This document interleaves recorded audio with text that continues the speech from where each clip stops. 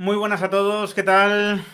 Bueno, os comentaba anteriormente en Twitch, en el día de ayer, que hay un artículo que yo recomiendo enormemente leer, que es el artículo de Relaño, Teoría General del Villarato.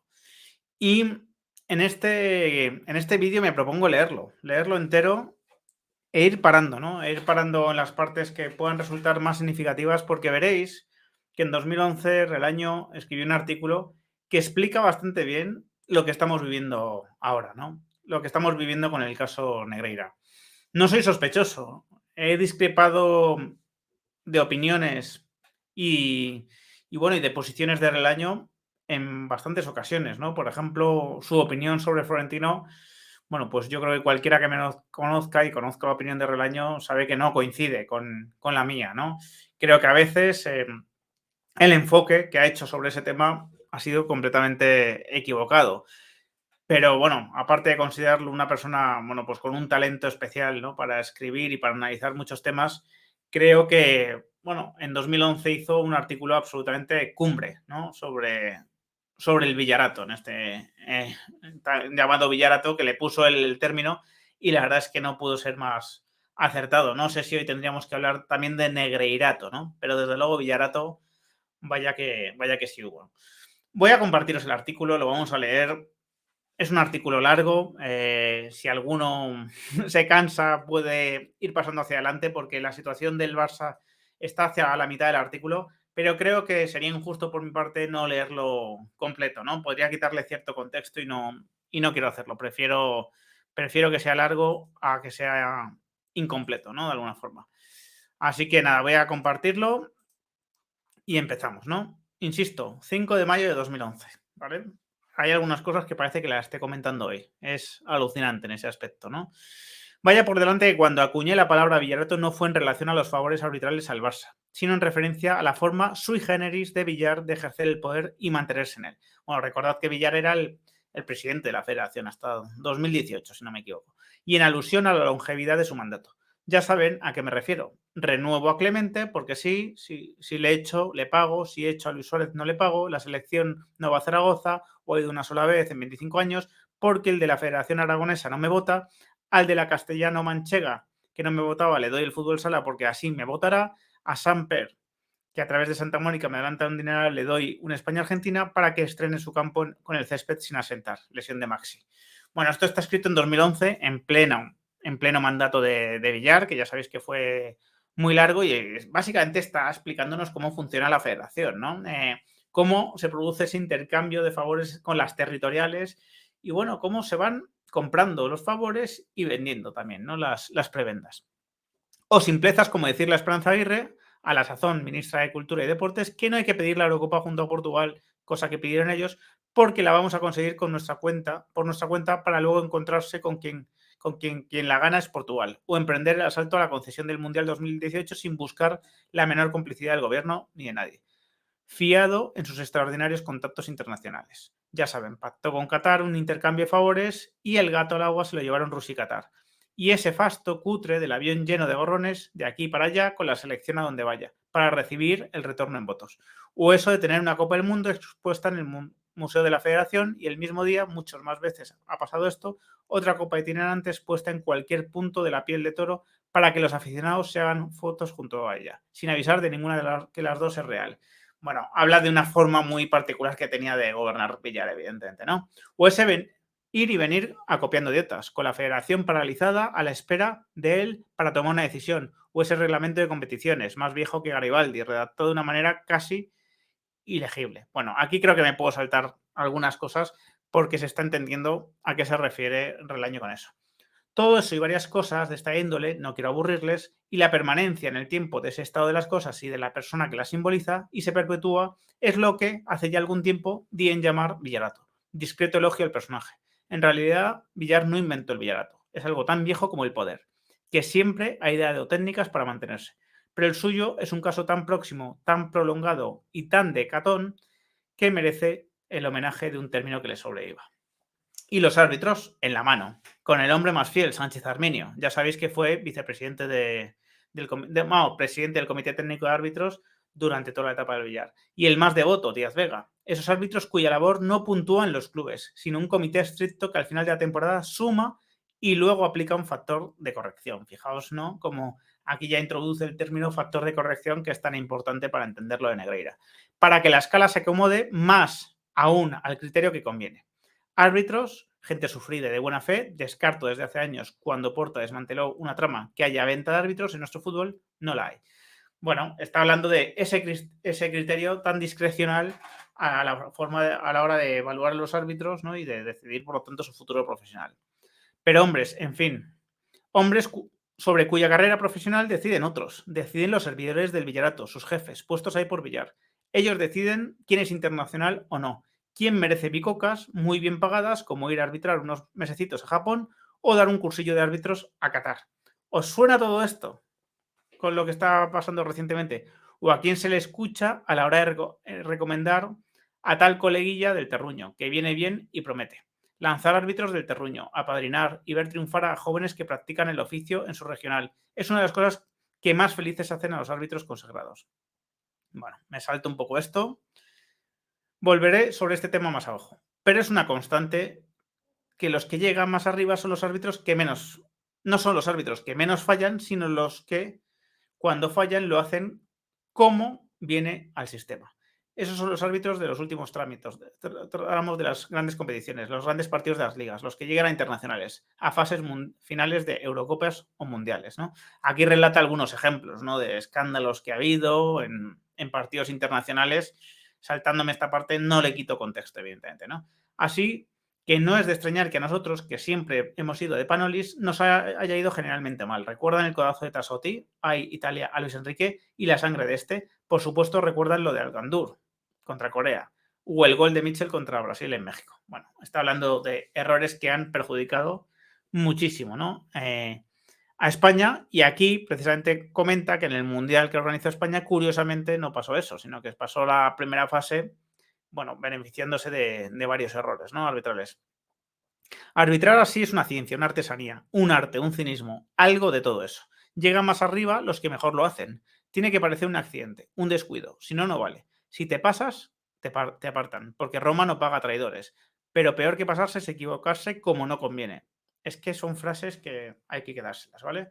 Y no es una conspiración, no hay que decir nada, nada debe notarse. A nadie se le felicita expresamente cuando hace algo así, pero sigue prosperando y el fútbol da oportunidades. Casi en cada partido hay 2 o 3 jugadas dudosas, de esas que usted o yo tenemos que ver 4 veces repetidas. Con fallarlas todas en la misma dirección ya se ha hecho suficiente por la causa. Si es que creo que vais entendiendo, ¿no? Por dónde va todo este asunto. Y no se extrañen de que lo hagan también. Hablamos de un puñado muy selecto, escogido de entre una población arbitral altísima y gente que puede llevar 20 años perfeccionando esa habilidad. Ahora se mete ya con lo del Barça, ¿vale? Y ahora vamos con el Villarato y el Barça. Llevo 50 años siguiendo el fútbol español y no recuerdo casos de apoyo explícito tan sostenidos a un club. Y si alguien me los puede aportar, lo agradeceré. He visto al Barça retirarse de la Copa porque sí. Fue en abril del año 2000. El Barça había perdido 3-0 el partido de ida ante el Atlético. Para el partido de vuelta, Van Gaal exigió un aplazamiento porque tenía muchos holandeses y les llamaban su selección. Para entonces había más tensiones de calendario aún que ahora. Era un amistoso con Escocia. Pocos meses antes había habido un amistoso Holanda-Marruecos.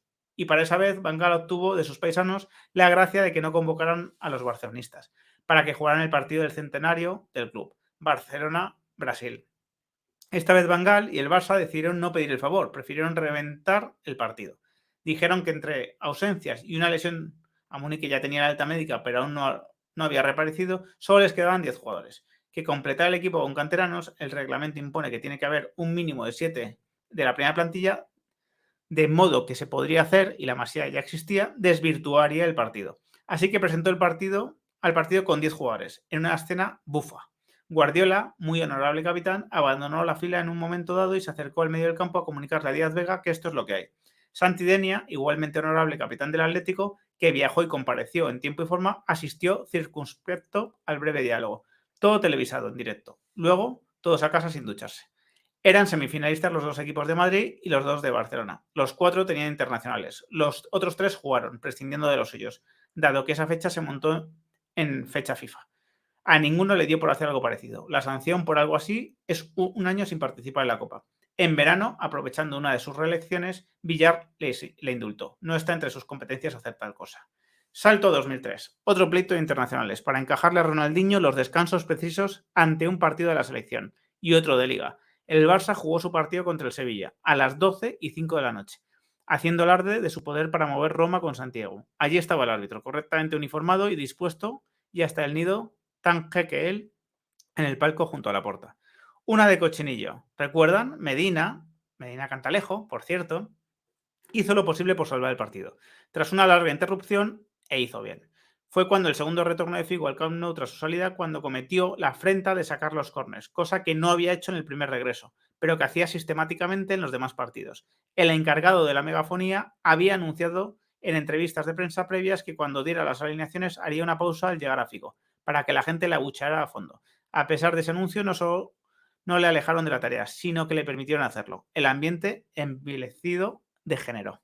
Las consecuencias fue la orden del cierre del campo. El Barça recurrió a la justicia ordinaria, vulnerando el pacto del fútbol de no hacer tal cosa, sino para casos laborales. Por eso mismo habían obligado al Endoiro a arrastrarse ante la UEFA.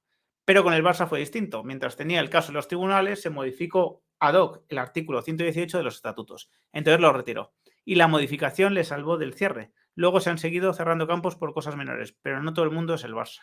Estamos hablando de favores de la Federación de Billar al Barcelona, favores que no encuentran otros precedentes en otros clubes. Iremos a los árbitros, insisto. Sigo, a la vuelta de aquel mal mundial de Luis Aragonés, España montó un amistoso de esos extraños, Villarato del otro, ¿lo ven? En Islandia. A nadie le apetecía. Menos de 5 días después, el Barça tenía partido de Supercopa con el Español. El Barça decidió que Puyol y Xavi no irían y no fueron. Los declaró lesionados. Pero a tales casos está establecido que un jugador que es retirado de una convocatoria por lesión no puede jugar con su club hasta pasados 5 días del partido internacional.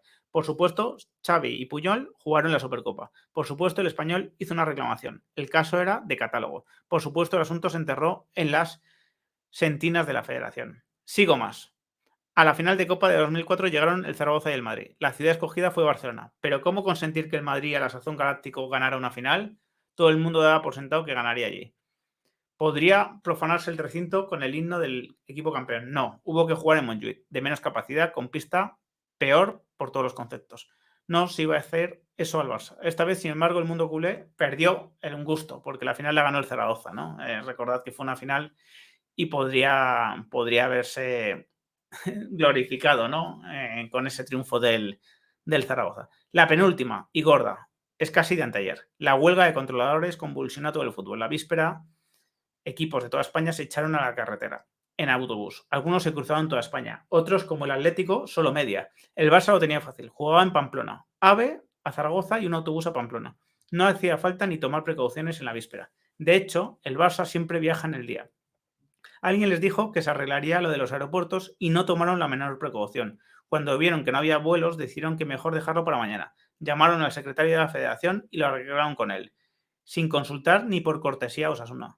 Quedaban para ese momento unas 7 horas para el partido. La Federación llamó a Pechizco, que se enfadó. Como el Barça se estaba pasando, se armó un revuelo nacional que ni esperaban ni entendieron en el club. Así que decidieron hacer tarde lo que debieron hacer mucho antes, coger uno de los muchos aves y marchar a Zaragoza, de ahí a Pamplona. Llegaron al Reino de Navarra justo a las 8, hora fijada para el comienzo. Por supuesto, se les autorizó a calentar el tiempo que quisieron, hasta rebasar generosamente la media hora de cortesía que el reglamento prevé para equipos que comparecen tarde. ¿Quién les iba a premiar?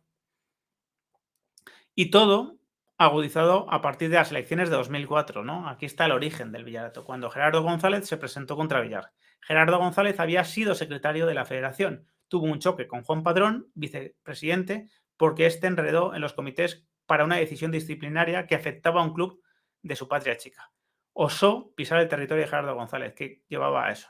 Padrón llevaba el dinero, pero no está nada mal. En fin, fueron cosas del Villarato interior, que degeneraron en una guerra sucia. Saltó González y decidió presentarse a las elecciones, aireando información sucia de la que disponía después de tantos años ahí metido. Florentino, que por entonces creía controlado aún todo y ya no controlaba nada, apoyó a Gerardo González. Gaspar respaldó a Villar. Laporta, a la sazón presidente del Barcelona, rompió la disciplina de voto de la Liga y votó a Villar. Ganó Villar y ahí sigue. Fue una campaña desagradable. Fue entonces cuando Sánchez Arminio se quejó en la reunión anual de árbitros que todo había ocurrido por uno que ha gastado mucho dinero y no ha ganado nada, ¿vale? Bueno, en alusión al Real Madrid. Y ahora voy con los arbitrajes en España, con el Madrid y el Barça. Esta es la parte seguramente más interesante con respecto a lo de Negreira. Hemos visto a Rodríguez Santiago concederle a Messi un gol con la mano al Español, el mismo día del tamudazo, y al día siguiente designarle para la final de Copa. El mismo Rodríguez Santiago había, esta misma temporada, concedido un gol del Español contra el Madrid tras pitar una falta inmediatamente antes.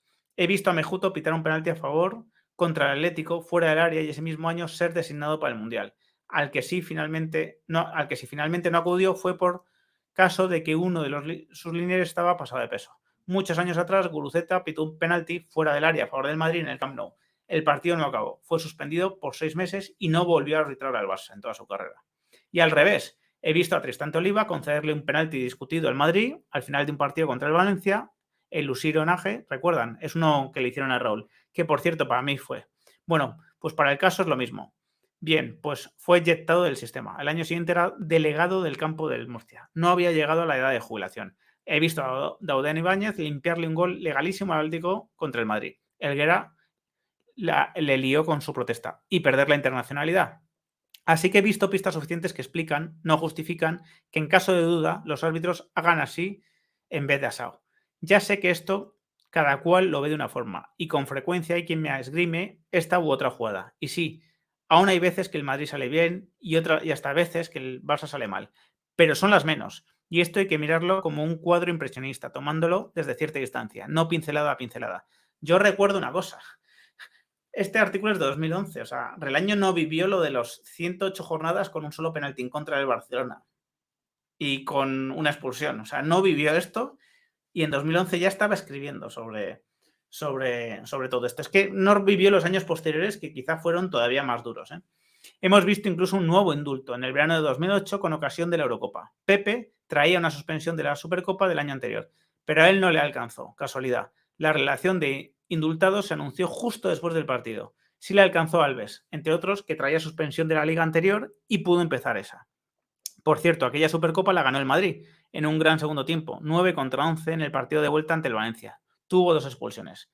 Hay coincidencias a comentar. Iturralde es árbitro estrella del sistema. Se ha distinguido por agitar a los árbitros en sus reuniones a favor del sistema. Lleva muchos años en primera. Ha arbitrado mucho a todos, también al Barça y al Madrid. Es el árbitro que ha arbitrado más derrotas locales del Madrid, 6, empatado con su abuelo. Promediando durante este tiempo, los resultados del Madrid en partidos sin Iturralde y con Iturralde tiene unas estadísticas bastante peores con este.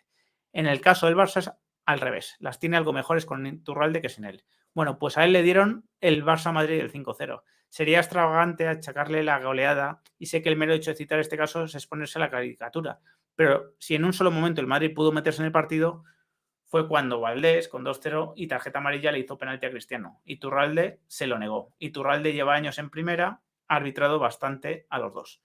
¿Quién designa a los árbitros? Un triunvirato. Por la Federación, Sánchez Arminio, que sale en este texto por segunda vez. Por la Liga, recordad que Negreira era la mano derecha de Sánchez Arminio. Por la Liga, Puentes Leira, nada que decir. Y un tercero, López Nieto, el árbitro siempre bien relacionado con el Barça, que le invitó a más de un camper y le llamó para arbitrar la grandiosa ocasión del homenaje a Cruyff. Vale, me dirán, ¿y qué tiene que ver Europa en todo esto? Bueno, pues Villar es vicepresidente de la UEFA, además de presidente de la Comisión de Designación de Árbitros, dato que en España, para mi sorpresa, mucha gente desconoce y menos gente aún valora. También están en la UEFA Gaspar, como miembro de la Comisión de las Competiciones entre Clubes, o sea, Champions y Europa League, nada menos, y hasta Laporta, en el llamado Consejo Estratégico de Fútbol Profesional, cargo que no sé, dicho sea de paso, se sigue cuidando. El Madrid no tiene a nadie por ahí por ningún lado. Lo más parecido al Madrid que hay es Hierro, que salió de mala manera del club en el llamado Comité de Fútbol, que estudia cosas del tipo de propuestas de cambio de norma. Al revés, Florentino estuvo en la conjura de los grandes clubes en aquel G14 que trataba de afianzarse como un contrapoder de la UEFA. Aquel motín se disolvió, pero el resquemor quedó. Esto, digamos que es lo que antecedió a la Superliga, ¿vale? Para que os hagáis una idea. Para más completarlo, Platini desde su llegada se ha mostrado crítico con el fútbol de los grandes números y favorable al de cantera, correcto. Pero lo ha expresado públicamente más veces de las convenientes. Criticó explícitamente el fichaje de Cristiano por 95 millones, como criticó la línea Abramovich. De hecho, ha lanzado la iniciativa del Fair Play financiero para cortar la progresiva incorporación de grandes millonarios a los clubes, cosa que a su juicio desvirtúa la competición. Así que oficialmente el Barça es un club virtuoso y además está introducido en la UEFA. El Madrid es sospechoso. El Chelsea es algo más que eso. Está visto poco menos que como un enemigo del sistema. Con todo y eso se coló hasta una final. Felizmente la de Moscú. Pero en otras ediciones le han abrasado, particularmente cuando se cruzó con el Barça, que es justamente lo contrario. Aquel día fue la tormenta perfecta. Abramovich enfrente, el Barça, y encima si hubiera pasado el Chelsea se habría repetido la final del año anterior. Manchester United-Chelsea, dos de un mismo país. Todo eso junto explica el exceso de Obrevo, que saltó todos los límites. Así que no es raro que el Barça le vaya generalmente bien en los arbitrajes europeos también y al Madrid generalmente mal. Ha puesto sus velas a favor del viento, sin llegar casi nunca a lo de Obrevo, claro. Pero no es de extrañar que si Guardiola expresa su preocupación por la designación de un árbitro portugués, este aterrice en la otra semifinal. O que si Mourinho ataca a 5 árbitros, le pongan uno de ellos para el partido de inmediato. Saldo, Pepe fuera con 0-0, luego los 2 goles de Messi. Y gol anulado a Higuaín, anulación de verdad surrealista con 0-0. Dos empujoncitos oportunos, que parezca un accidente, como titulamos en AS, y pasó el Barça. No culpa al Barça, no se engañen. El Barça no hace más que estar en los sitios. Obviamente, el año no sabía que el Barça tenía sueldo a Negreira. Cuando dice no culpa al Barça. Ahora seguramente pensaría otra cosa diferente, ¿no? No hace más que estar en los sitios en los que hay que estar. Hacer lo que el Madrid siempre hizo. El Madrid de ahora hace lo contrario. Juega otra cosa, creyendo que va a liderar movimientos de futuro que hasta ahora no han tenido el menor futuro. Y tengo la impresión de que Florentino no entiende ni se entiende con el mundo del fútbol. Y que se lo figura de otra manera. Por este hecho, pero el hecho es este. Hay villarato y hay platinato. Y las causas y las consecuencias están aquí expuestas. Así que, bueno, aquí sigue un poco más, ¿vale? Y creo que ya está dicho lo más importante, realmente, ¿vale? Realmente creo que está dicho lo más importante. Al final, lo que está comentando Relaño es que cuando tú estás bien con el poder, te pasan cosas buenas, generalmente, ¿no? Y esto no, quiero decir, esto es algo común, esto es algo incluso de alabar en un club. Yo quiero que mi club, yo creo que el Madrid esté bien con el poder, esté bien con los órganos de decisión. Creo que eso siempre le traerá ventajas al Madrid, ¿vale? Obviamente, no busco con eso favores arbitrales, ¿no? Me parece que no se deben buscar favores arbitrales, pero estar bien con el poder, estar bien con las instituciones, creo que es positivo, ¿no? Y eso es algo, pues que el Barça, en teoría, estaba manejando bien. ¿Qué es lo que cambia de todo esto? Lo que cambia de todo esto es que el Barça tenía sueldo al vicepresidente del Comité Técnico de Árbitros. Todavía tendrá que decidir, por supuesto, un juez si lo que hizo fue corrupción deportiva o no, si lo que hizo fue cohecho o no fue cohecho, si sobornó o no sobornó, qué pasó, ¿vale? Pero creo que este artículo escrito en 2011, que explica también las relaciones de poder, que explica qué le ocurría a los árbitros que acertaban que se equivocaban a favor del Barça y qué le pasaba a los que se equivocaban a favor del Madrid, bueno, el diferente digamos, desarrollo de carrera que tenían, y hay más casos, no es el único caso, o sea, él relata algunos casos, pero os aseguro que hay más. Creo que todo esto ayuda a entender un poco, bueno, por qué no hacía falta ni era necesario seguramente pagar a los árbitros para que los árbitros fuesen o estuviesen condicionados por lo menos por la línea editorial, ¿no?, que tenía en esos momentos la federación. Básicamente es eso. Relaño, insisto, escribe este artículo en 2011. Hay casos posteriores. Yo he visto a Sánchez Arminio salir públicamente a criticar a un árbitro, creo que fue a Muñiz Fernández, por pitarle un penalti al Madrid en Elche, en uno de los últimos minutos, a favor de Pepe. Un penalti para mí que no era, ¿no? Pero es que he visto a Sánchez Arminio criticar públicamente al árbitro de ese partido y decir que debía tener problemas personales para haber pitado ese penalti. Y he visto cómo errores a favor del Barcelona han quedado enterrados completamente, ¿no? Y no fueron criticados. Entonces creo que era importante recordaros, reflotar este artículo, un artículo que yo creo que es, bueno, pues está de actualidad precisamente, pese a que se escribió hace 12 años. Y bueno, sin más me despido, espero vuestros comentarios. Si os ha gustado el vídeo, dejad un like, compartidlo y suscribiros al canal los que no lo estáis. Un fuerte abrazo.